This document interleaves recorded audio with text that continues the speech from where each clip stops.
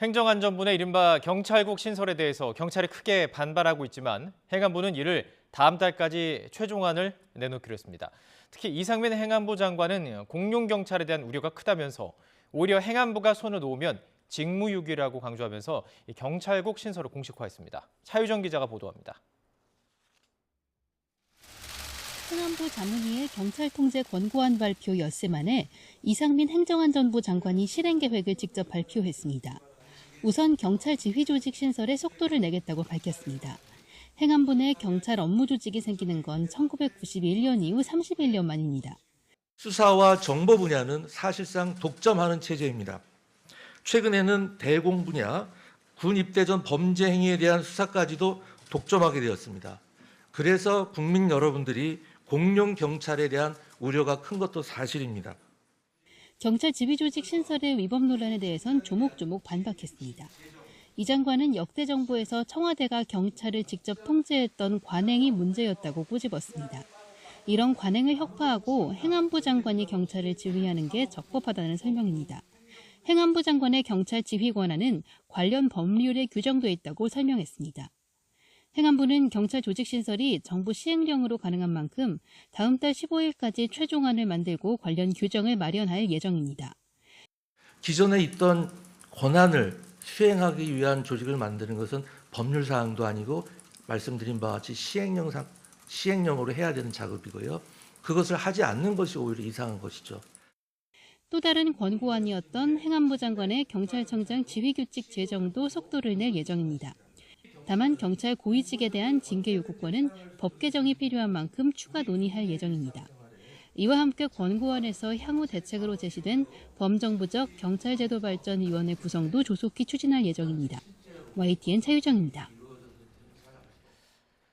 그럼 행안부 내 경찰 업무 조직, 이른바 경찰국이 왜 논란인지 짚어보겠습니다. 1987년 서울 남영동에서 고문 끝에 숨진 박종철 열사 기억하실 텐데요. 영화로도 잘 알려져 있죠.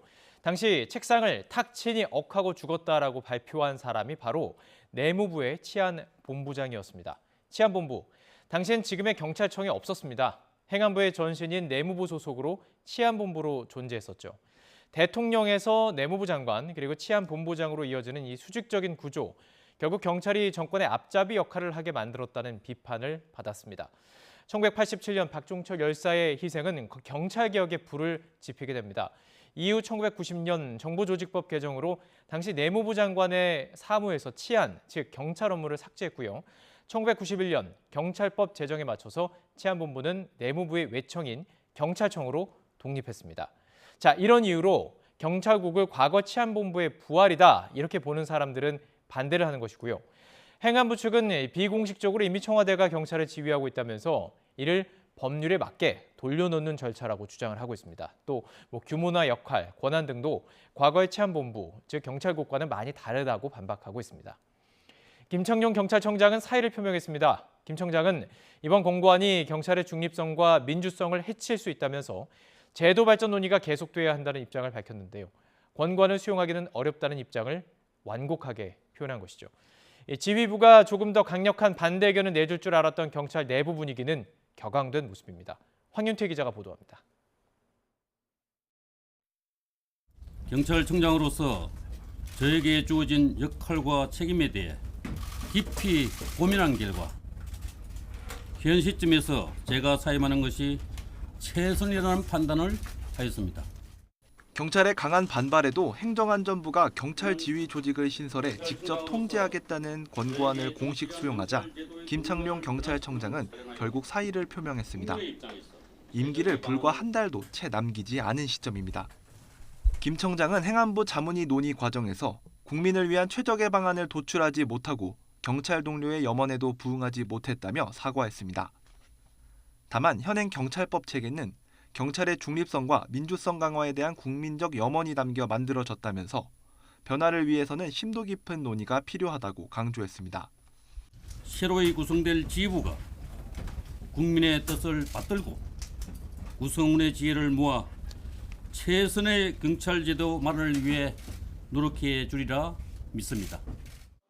김 청장은 이상민 행안부 장관이 지난 주말 통화에서 권고안 수용에 대해 공감대가 이뤄졌다고 말한 데 대해서는 각자 의견을 얘기한 거라며 선을 그었습니다. 또 신중한 검토와 폭넓은 여론 수렴 등 그런 어떤 과정을 거쳐서 하는 것이 좋겠다고 말씀드렸고, 또 장관님은 또 장관님의 의견을 또 말씀하셨습니다. 김 청장의 사의 발표 직후 경찰 내부는 다시 들끓었습니다. 한 경정급 경찰관은 결국 행안부의 권고안이 옥상옥과 다를 바 없다면서 조용하게 사의를 발표한 김 청장에게도 화가 난다고 말했습니다. 다른 경찰관도 김 청장의 직에 연연하지 않는다는 말에 기대했지만 결국 사의를 표명한 데 대해 실망감을 느낀다고 토로했습니다. 경찰 내부에선 김 청장 사의와 관계없이 권고안 시행 중단을 요구하는 기자회견과 토론회를 개최하는 등 반발 움직임이 계속되고 있어 갈등은 쉽게 가라앉지 않을 전망입니다. YTN 황윤태입니다.